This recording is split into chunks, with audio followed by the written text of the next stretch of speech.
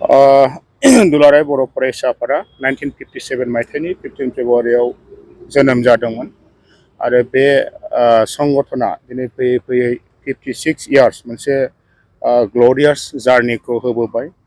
बेनिखायनो दिनैनि बे गोथार सानाव बे पबित्र सानजों लोब्बा लाखिनानै जोङो दिनैनि दुलाराय बर' फरायसा आफादनि मावथि जानानै जाय बिथांमोना दुलाराय बर' फरायसा आफादखौ जोनोम होलांबाय आरो जाय बिथांमोना दिनै बर' रायजो राजाफ्रा दिनैसिम बर' फरायसा आफादखौ गोथाङै लाखिनायाव जोथोन लाबोदों, मदद होबोदों, गासैबो बिथांमोननिसिम दुलाराय बर' फरायसा आफादनि दिनैनि जों मावथि जानानै गोसो गोरबोनि खुलुमनाय सिबिनायखौ बावहरनाय जाबाय आरो आसा खालामनो फैबाय थानाय समावबो बे गोथार मोनसे फरायसा आफादखौ बर' माहारिनि थाखाय गोख्रोङै खामानि मावलांबाय थानो हानायनि थाखाय रायजो राजा आरो मोनफ्रोमबो स्तरनिफ्राय जोङो जोबनो गैयै मददखौ मोनलांगोन बेखौ मिजिंथिबाय। दा जोङो बेखौनो दिनै बे हान्जा सुरनायनि गेजेरजों फोरमायनो लुबैदों जे दिनैबो बर' समाजाव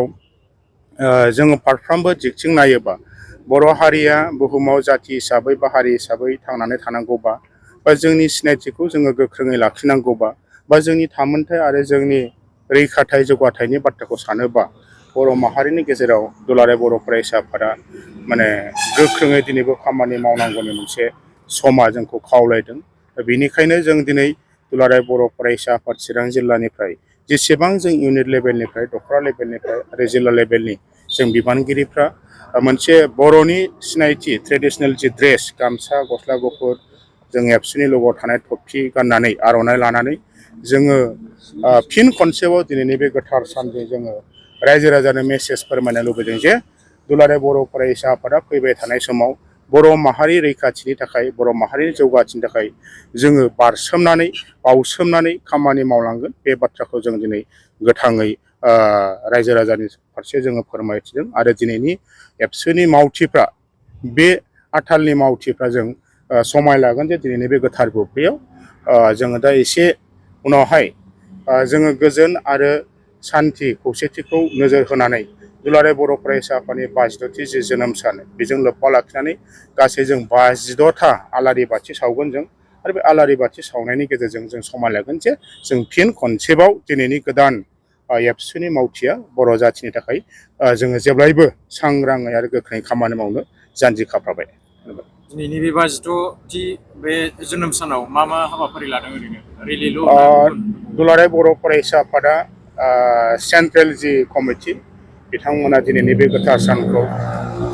बेंगल वेस्ट बेंगलनि खरदांगा होननाय जायगायाव फुंबिलि समनिफ्रायनो बिथांमोना सानसेनि हाबाफारि लादों। दा बिथांमोननि बिथोन बायदिनो जोङो चिरां जिल्ला एबसुआबो जों जिल्लानि मावख'नो फुंनिफ्रायनो जोङो दुलाराय बर' फरायसा आफाद जि संगठन बिनि जों गोथार फिरफिला बे फिरफिलाखौ उरायहोनाय जादों आरो बेनि उनावहाय गायसनगिरि जोंनि बानेस्वर बसुमतारी गायसनगिरि जोंनि माने गाहाय नेहाथारि कनेकेश्वर नार्जारी बिथांमोनजों लोगोसे गेदेमा सुबुं जायफोरनाखि एबसुखौ गायसननानै गालांबाय एबसुखौ दिनैनि बे समसिम लाबोबाय बे बिथांमोना दिनैहाय गैलिया मुलुगाव बिथांमोननिसिम जोङो गोसोखांनानै दिनै आलारि बाथि सावनानै जोङो बिथांखौ सिबिदों आरो जाय जोहोलावजोआ बर' जाथिनि सार्थनि थाखाय गावनि जि सुप्रिम सेक्रिफाइस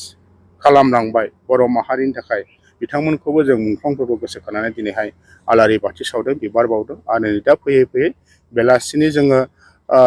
3 बाजियाव जोङो मोनसे दुलाराय बर' फरायसा आफादनि रड मार्च बे हाबाफारिखौ जों मावफुंदों। दा बेनि उनावहाय जोङो मोनाबिलि समाव जोङो आलारि बाथि सावबावगोन गासै एबसुनि जोनोम सानजों लोब्बा लाखिनानै 52था आलारि बाथि होनानै बेखिनि हाबाफारिखौ लानानै दिनैनि 15 सान एबसुनि जि जोनोम सान बेखौ दुलाराय बर' फरायसाफ्रा मोनफ्रोमबो जिल्ला मोनफ्रोमबो दख'रा आरो मोनफ्रोमबो दालाय आफादाव मावफुंनाय जादों। गोजोन्थों।